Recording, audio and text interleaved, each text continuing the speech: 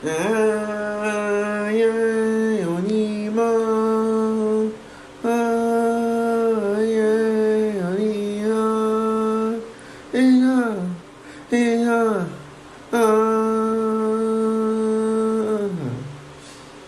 you find that to be cringeworthy, I apologize.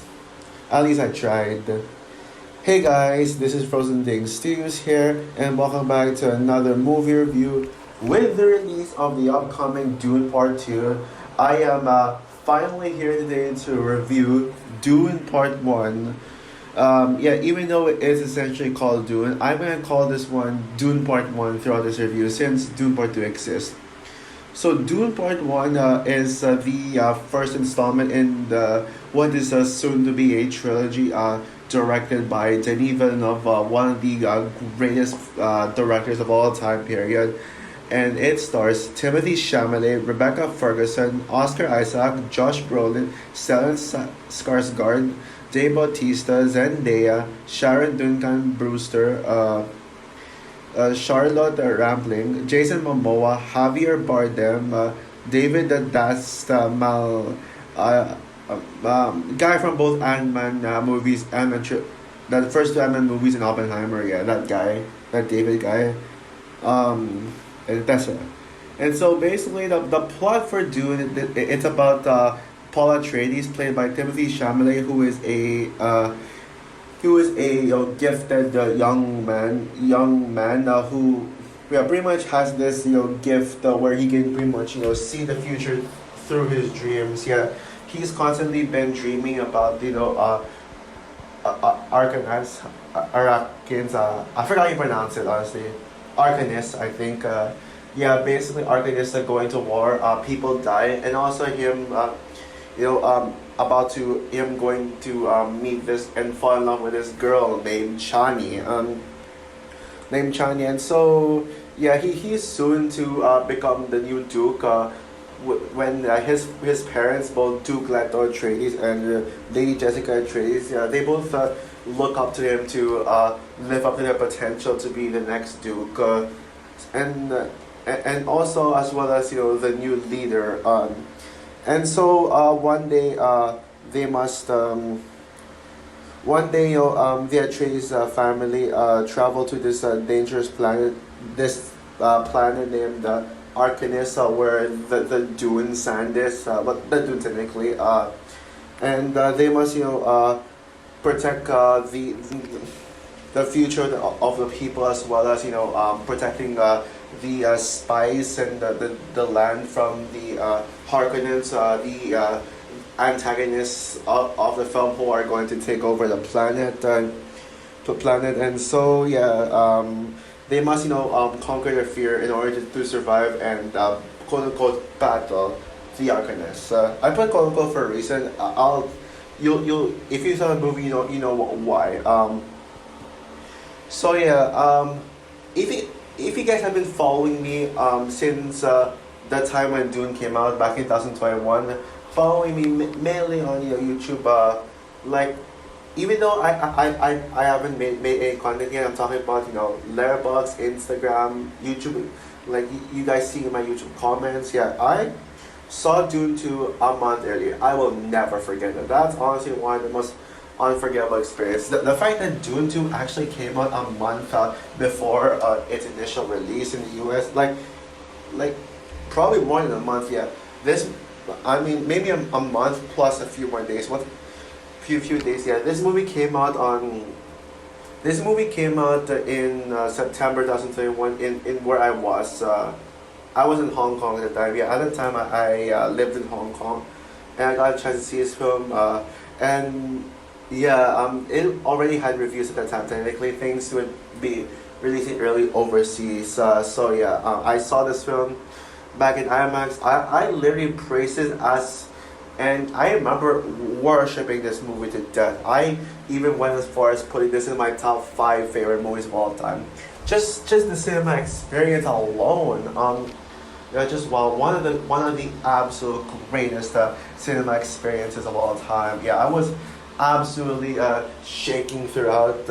I remember getting my body shaking, and even upon walking out, like I couldn't even move. I was like about to grab to get my phone to like type down my initial thoughts on Dune, and and it was very hard for me to do that because my body was shaking. I couldn't even reach my phone on the pocket of my pants, and I had a hard time trying to type. But yeah, because of how much I was blown away. I knew what I was gonna say, but it's just the body movement that made it hard because of how much I felt with the cinema experience. Yeah, yeah. Scenes when chef's kiss. And oh yeah, and also yeah, and yeah, wait, what was I gonna say?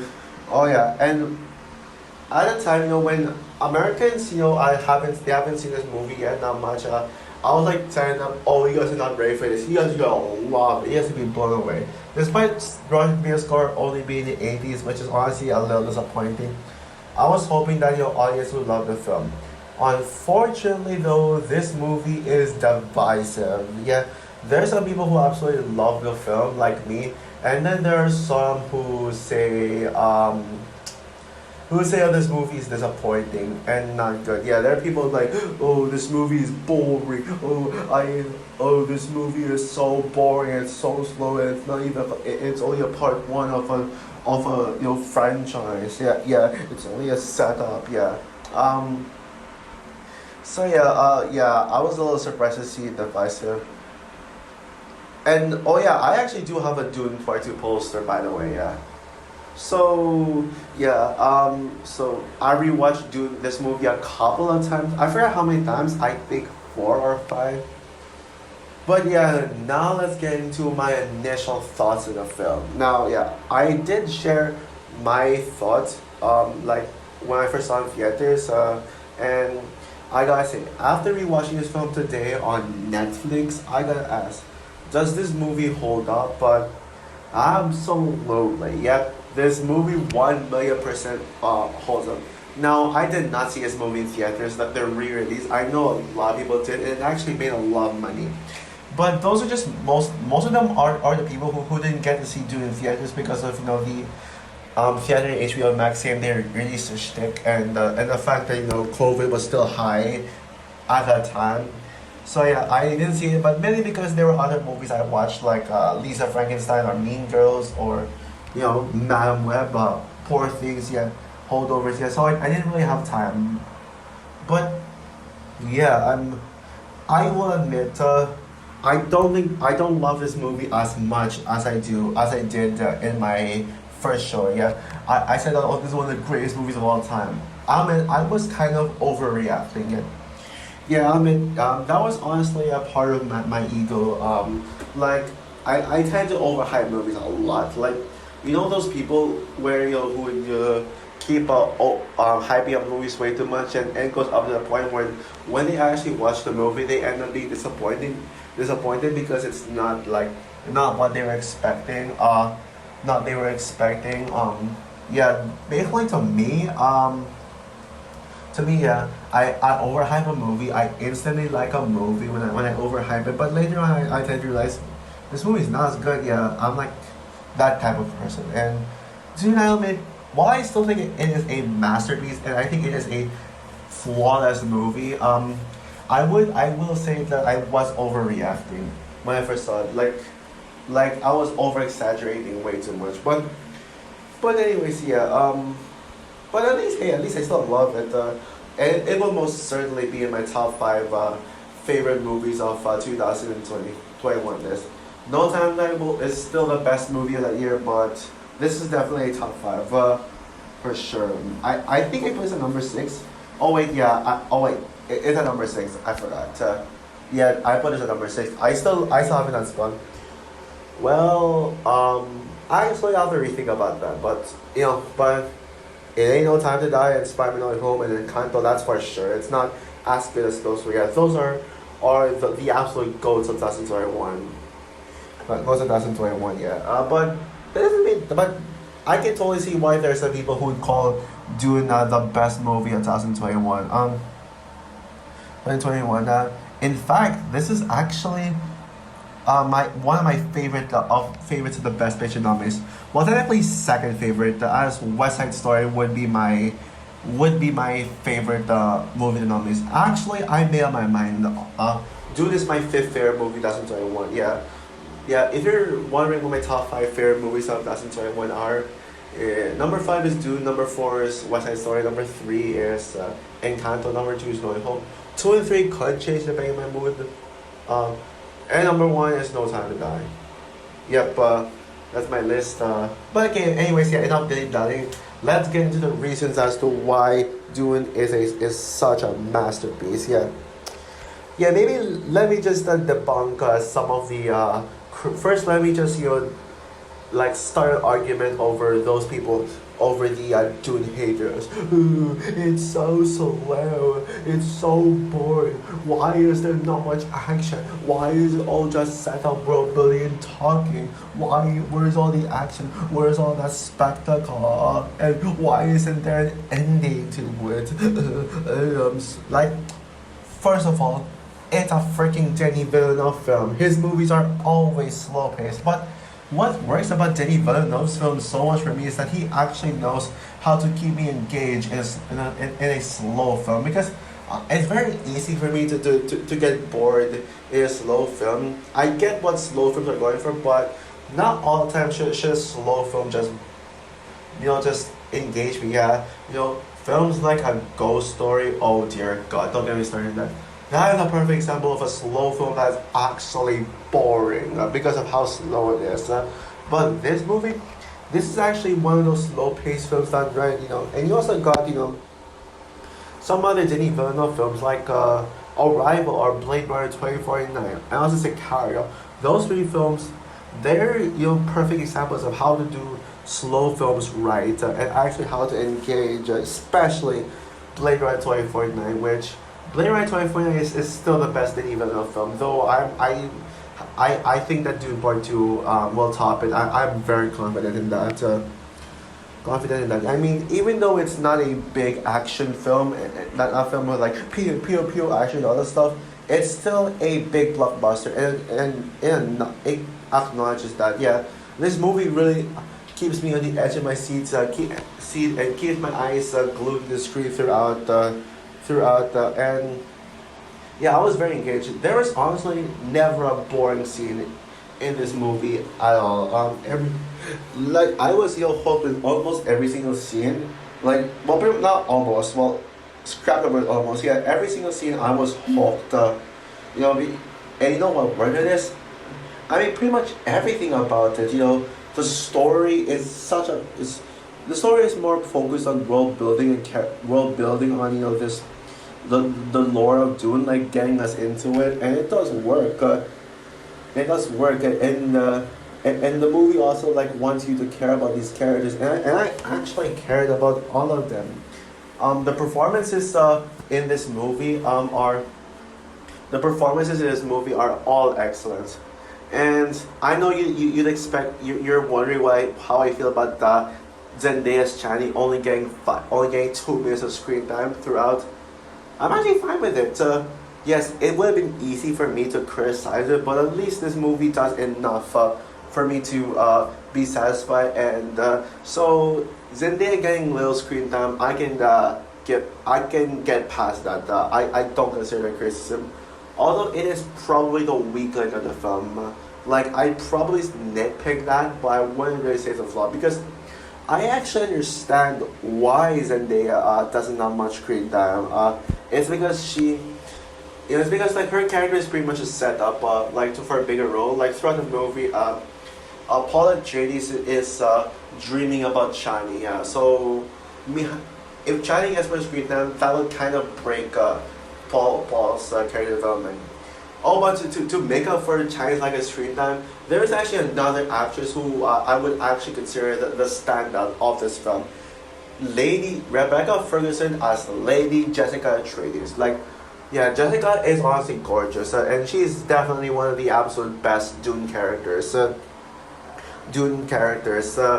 she's such a perfect mother. She's honestly might be in my best movie mothers list. I mean, first of all, yeah, Yeah, she's gorgeous. Honestly, yeah, she's definitely one of my Dune crushes. And Dune crushes, and Rebecca Ferguson gives a powerful performance. I can't. I honestly, I'm debating if Lady Jessica or Ilsa Foss is her best performance. Best performance. Best role. I cannot really decide right now. Decide right now. Yeah. Paul Atreides is definitely Timothy Chalamet's best performance yet, best and also best role to date.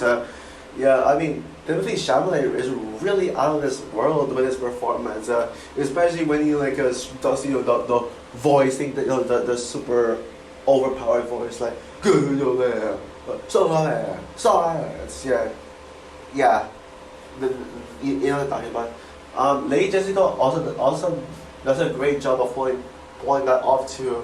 And we'll get to the sound design in a bit. Sound design in a bit, I guarantee you. Oscar Isaac also gives his best performance, yeah, better than Paul Dameron in Rise of Skywalker. And especially Gomez Adams and Adams Family. Screw that, the latter. Paul Dameron I don't hate, but yeah, Duke is better. Yeah, I mean, Oscar Isaac is such an amazing actor, and this is definitely him at his best. Even though he won't return in Dune Part 2, I mean, I don't mind it. Because we're getting a lot more actors in Dune Part 2. Josh Brolin is another one of my favorite characters in the film. Great. Jason Momoa gives his best performance as Duncan Idaho. Way better than him as Aquaman. His performance as Aquaman in Aquaman and the Lost Kingdom, which, yeah. Actually, I think since I mentioned Aquaman and Lost Kingdom, I gotta be honest with you guys. I now despise Aquaman and Lost Kingdom on rewatch. I now give the film a 1 out of 5. Yeah, I honestly don't want to rant the film. I don't feel like ranting in the film. I'll just keep my initial review the way it is, but I just want to mention that I now freaking despise Aquaman 2 in rewatch. I just want to point it out because, Aquaman's in this film. And his death scene is very impactful too. I gotta say. What else? Javier Bardem had also was great in the limited screen that he has, and and Zendaya, despite getting the limited screen time, Zendaya is amazing in this one. Zendaya is so good in this. While I still think MJ in the MCU is her best performance, I think Chani could dethrone MJ as Zendaya's best performance. Although I can't really call Chani Zendaya's best role in just this movie. I need to see her in Dune Part 2 first before I can confirm. But I am confident that her performance in Dune Part 2 will top this one right here. Right here. And yeah. Oh yeah, the mother and son dynamics between Lady Jessica and Paul Atreides is just one of the best parent and child bonds I've seen in any movie period. And yeah, the visuals in the movie, oh man, the visuals in this movie are godlike. This movie is in my top 10 favorite visuals in any movie period. Yeah, it is just eye catching. It's just eye catching to watch. I mean, wow. Just wow.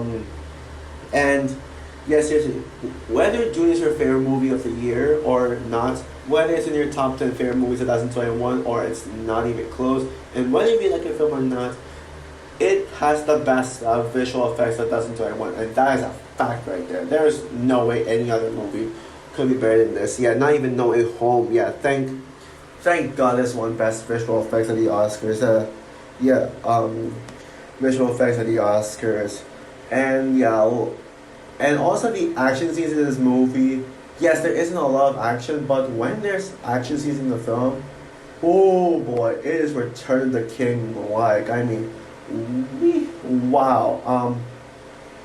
Wow. I mean, it is just so big in scale. Like, you see, like this one scene, this entire night battle, all of war, which is my favorite scene in the film, where where the Arcanans come inside, enter Arcanist for the first time, and they attack the base, and it was basically the night battle. I'll call it the night battle. Yeah, yeah, that was the best scene. That was the best scene in the entire film for me. Yeah. And it just the action. You think the action would stop? Well, while it does, take its breath. Yeah, the action just continues. Like most of the action is big. Besides that one big action, that's actually the only big gigantic action in the film. Yeah, you got a bunch of JC. A bunch of characters trying to survive when a ship tries to crash and all that stuff, and them trying and of course that iconic scene of Paul trying to escape from the sandworm and all that stuff. Yeah, yeah, that and yeah, and most of the action is basically just characters getting beaten up and murdered. Like the Arcanist pretty much just tearing Arcanist apart. That's basically what the action is most of the time, but it's still incredible. But two of my favorite aspects of the film, arguably my two favorite aspects of the film, are the score and the sound. Yeah, everyone knows that Hans Zimmer is my favorite composer of all time. Yeah, he makes John Williams look overrated in comparison. Even though John Williams would be my second favorite composer, I mean Hans Zimmer. This is a top five Hans Zimmer score. Yeah, I even prefer this score over. I even think over No Time to Die. Yes, I think that this is the better Hans Zimmer score of 2021 than No Time to Die. Yes, in my Frozen Awards 2022, I did put Dune and No Time to Die as tied as the best score of the year. Well, now I think it's just Dune alone. Dune alone is the best score of the year, no doubt about it. Yeah, I mean, the score is so memorable and so epic. The score is actually kind of what got me engaged. Yeah. If you actually took out the score, I would have been dead ass bored of watching this film. But the score really helped me in making the score really helped in keeping me engaged. And that's actually kind of the same.